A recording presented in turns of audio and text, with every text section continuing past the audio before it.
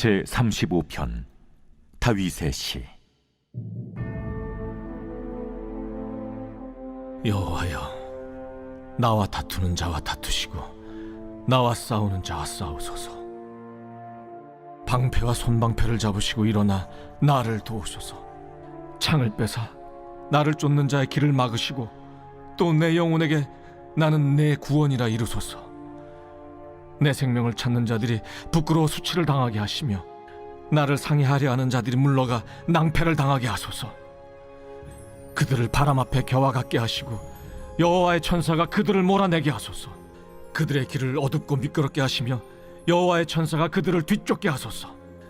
그들이 까닭없이 나를 잡으려고 그들의 그물을 웅덩이에 숨기며 까닭없이 내 생명을 해하려고 함정을 팠사오니 멸망이 순식간에 그에게 닥치게 하시며 그가 숨긴 그물에 자기가 잡히게 하시며 멸망 중에 떨어지게 하소서.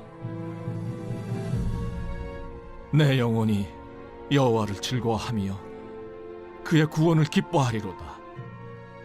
내 모든 뼈가 이르기를 여호와와 같은 이가 누구냐?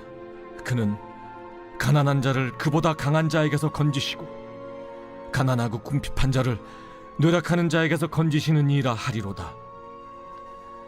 불의한 증인들이 일어나서 내가 알지 못하는 일로 내게 질문하며 내게 선을 악으로 갚아 나의 영혼을 외롭게 하나. 나는 그들이 병들었을 때 굵은 베옷을 입으며 금식하여 내 영혼을 괴롭게 하였더니 내 기도가 내 품으로 돌아왔도다. 내가 나의 친구와 형제에게 행함같이 그들에게 행하였으며 내가 몸을 굽히고 슬퍼하기를 어머니를 곡함같이 하였도다. 그러나 내가 넘어짐에 그들이 기뻐하여 서로 모이며 불량배가 내가 알지 못하는 중에 모여서 나를 치며 찢기를 맞이 아니하도다. 그들은 연회에서 망령되이 조롱하는 자같이 나를 향하여 그들의 일을 갈도다. 주여, 어느 때까지 관망하시려 하나이까? 내 영혼을 저 멸망자에게서 구원하시며 내 유일한 것을 사자들에게서 건지소서. 내가 대회 중에서 주께 감사하며 많은 백성 중에서 주를 찬송하리이다. 부당하게 나의 원수된 자가 나로 말미암아 기뻐하지 못하게 하시며 까닭없이 나를 미워하는 자들이 서로 눈짓하지 못하게 하소서. 무릇 그들은 화평을 말하지 아니하고 오히려 평안히 땅에 사는 자들을 거짓말로 모략하며 또 그들이 나를 향하여 입을 크게 벌리고 하하 우리가 목격하였다 하나이다. 여호와여, 주께서 이를 보셨사오니 잠잠하지 마옵소서. 주여, 나를 멀리하지 마옵소서.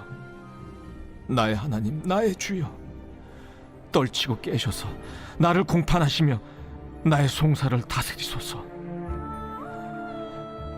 여호와 나의 하나님이여, 주의 공의대로 나를 판단하사 그들이 나로 말미암아 기뻐하지 못하게 하소서. 그들이 마음속으로 이르기를 아하 소원을 성취하였다 하지 못하게 하시며 우리가 그를 삼켰다 말하지 못하게 하소서. 나의 재난을 기뻐하는 자들이 함께 부끄러워 낭패를 당하게 하시며 나를 향하여 스스로 뽐내는 자들이 수치와 욕을 당하게 하소서.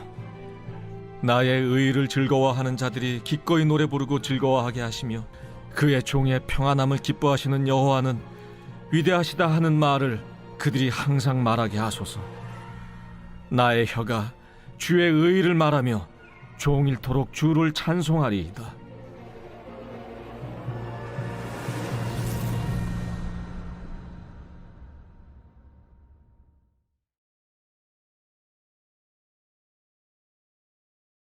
할렐루야. 오늘 우리에게 주신 하나님의 말씀은 시편 35편 1절부터 28절까지 말씀입니다. 오늘 말씀의 제목은 나와 싸우는 자와 싸우소서입니다. 오늘 본문인 시편 35편은요 개인 탄원시에 속합니다. 이 시는요 모함과 거짓된 참소에 진저리가 난 시인이 하나님께 탄원하고 간구하는 기도로 대부분 이루어져 있죠. 이 시는요 간구와 탄원이 반복적으로 등장하는데요 내용이 적대 세력을 저주하는 표현이 주가 되거든요. 그래서 시편에서 7편 정도 있는 저주시 중 하나로 분류되기도 합니다.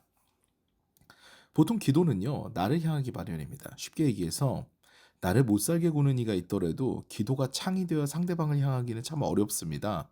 하나님, 나를 도와주세요. 라든지, 하나님, 이 시험을 능히 이기게 하시고 시험의 산을 넘게 해주세요. 이런 식으로 기도는 보통 나를 향하죠. 그런데 오늘 시는 다릅니다.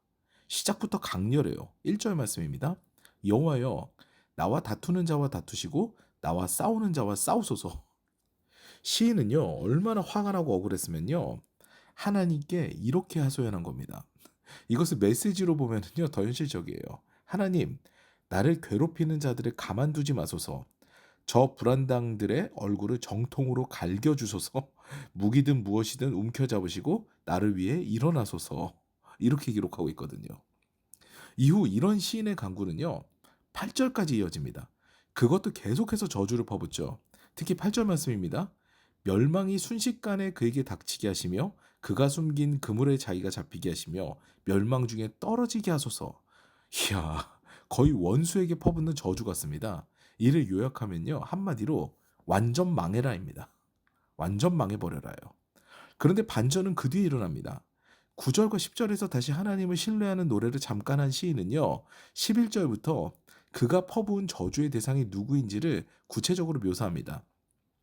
그런데 그의 저주의 대상은요, 이방인이 아니었어요. 원수가 아니었습니다. 오히려 시인이 선을 베풀었던 사람, 가까운 사람이에요. 시인은요, 뒤통수를 제대로 맞은 거예요. 11절부터 14절까지 말씀을 보면요, 시인의 처지가 참 안타깝습니다. 불의한 증인들이 일어나서 내가 알지 못하는 일로 내게 질문하며 내게 선을 악으로 갚아 나의 영혼을 외롭게 하나, 나는 그들이 병들었을 때 굵은 베옷을 입으며 금식하여 내 영혼을 괴롭게 하였더니 내 기도가 내 품으로 돌아왔도다. 내가 나의 친구와 형제에게 행함같이 그들에게 행하였으며 내가 몸을 굽히고 슬퍼하기를 어머니를 곡함같이 하였도다. 치인은 그들에게 할 수 있는 모든 정을 베풀었어요. 그런데 그는 그의 중보의 기도까지 거두어 버립니다. 너는 내 중보 기도를 받을 자격도 되지 않는다라는 거죠. 정말 화가 난 거예요. 그도 그럴 것이요. 이렇게 선을 베풀었는데 정말 슬픈 일이 있으면 내가 어머니가 돌아가셨을 때 정말 내가 애통하는 것과 같이 그렇게 애통했는데 그들은 오히려 시인이 어려움에 처하자 기뻐합니다. 메시지 성경으로 보면은요, 더 그게 가깝게 느껴져요. 15절 상반절 말씀입니다. 그러나 정작 내가 쓰러졌을 때 저들은 잔치를 벌였습니다. 시인은요, 그들의 이런 모습에 실망하여서 하나님께 탄원하는 거죠. 제가 어릴 적에 읽었던 어린이 삼강오륜이라는 책에 보면요, 친구에 관한 이야기가 등장합니다. 이른바 붕우유신에 대한 예화였죠. 붕우유신은 친구 사이에 신의가 있어야 한다는 뜻이죠. 어느 마을에 어떤 선비가 살았는데요. 그 아들이 마을에 부유하지만 행실이 좋지 못한 그런 사람들과 어울려 다니는 거예요.